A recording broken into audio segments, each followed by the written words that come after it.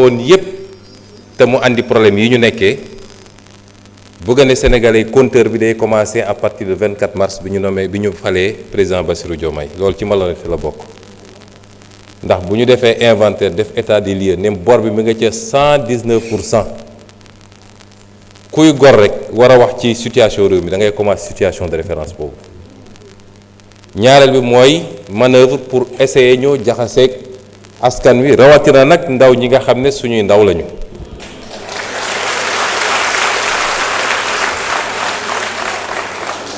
moo tax ñuy wax ci la xew ci étudiants yi te gëmuñu ko moo tax ñuy wax ci la xew ci ambulants yi te gëmuñu ko waaye c'est peine perdue te bis bu ne ngeen jéem mu na sax am na député nag bu wax ba tudd naan ay yambar parce que suñu ñëwee fii dañuy essayer wax de gros mots pour que seen presse gaawantu titrer tel député descend le premier ministre c'est de la cosmétique il faut être sérieux yambar mooy góor goo xam ne fu mu wax jooy kooku mooy yambar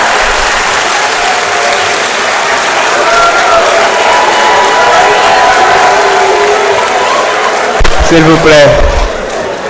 s'il vous plaît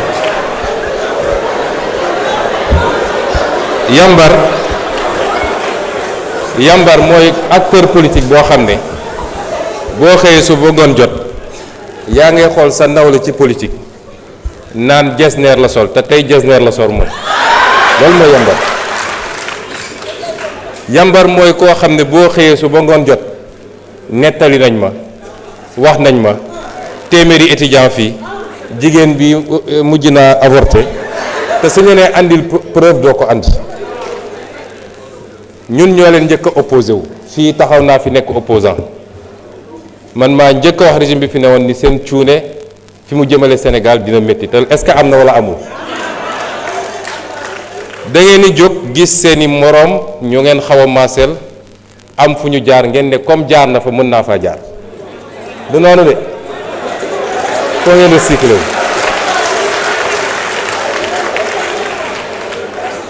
li jëm nag ci ambulants yi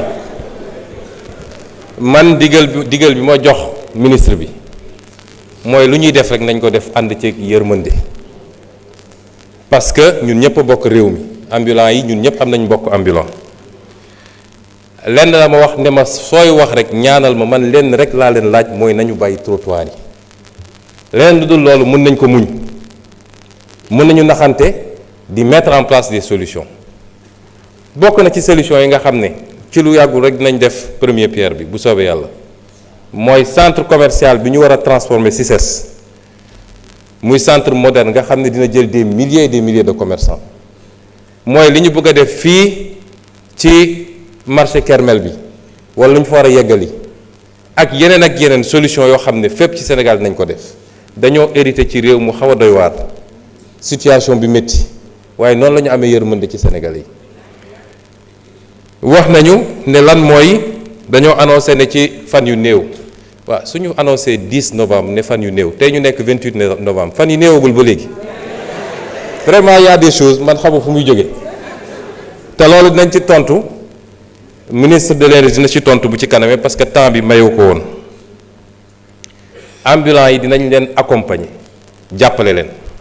waaye nag am réew mënuñu dañuy toog ba lépp yemb rek discipline doog a am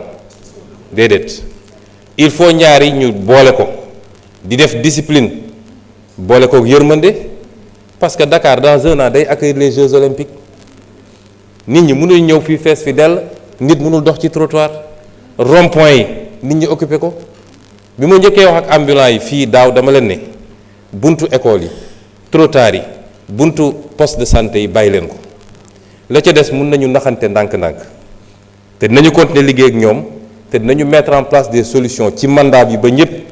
gis ni donte lépp matul am na effort yu bëri yu ñu def malgré la situation du pays. wax nañu ci lu jëm ci agriculture loolu liggéey bu rëy lañ ciy def parce que wax nañu performance su ren yi macha allah ñuy féliciter ministre bi ak secrétaire d'État bi ak tous les acteurs waaye li ñu war a liggéey ci mbay mi bëri na boo jël lu mel ni gerte bi il faut je vais mettre en place dès la semaine prochaine comité pour ñu auditer subventions yi parce que subventions yi état bi dugal bëri na lool li ñu dugal ci engrais bi dugal ko ci intrants yi moo ëpp sax li ñuy jënd jee gerte bi may wax baykat yi ni suñu appliqué woon prix bi nga xam ne mooy prix marché bi gerte gi duñ ko jëndee 250 sax de état bi day subventionné bu ñuy bay subventionné bu ñuy jënd suñu appliqué woon prix bi dëgg-dëgg mooy liy am ci marché chinois wala li nga xam ne moom la Sénat calculé toutes les méthodes de calcul amul benn boo xam ne dépassé na 250 man maa jël d'autorité ne nañu continuer accompagner baykat yi accompagner industriels yi parce que dañuy def subvention 80 francs ci chaque kilo pour que industriels yi mun na compétitif parce que seen prix de compétence jërëjëf ñu ngi jox kàddu gi suñu naataangoon Ndeye Marie Sané Abdoulaye Tall mën nga waajal.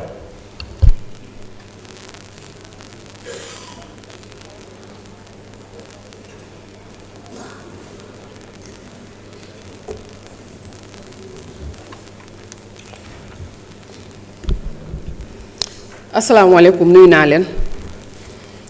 Monsieur le Premier ministre, Mesdames et Messieurs les membres du gouvernement, chers collègues, Monsieur le Premier ministre, où en êtes-vous avec les réformes institutionnelles qui devaient matérialiser les conclusions du dialogue politique convoqué par le Président de la République? Dans un contexte où les citoyens exigent plus de reddition de comptes et de justice, où les partenaires techniques et financiers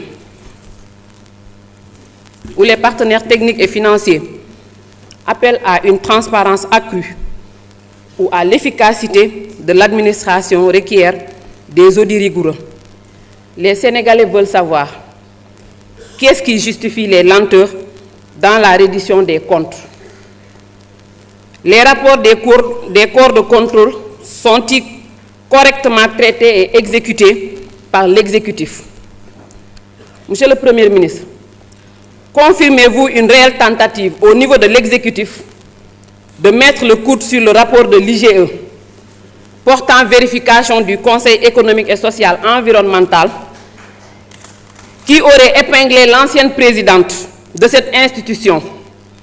Sinon, où en est cette affaire? Je vous remercie. jërëjëf Abdoulaye Tall honorable Tafsir Thioye mën nga waajal.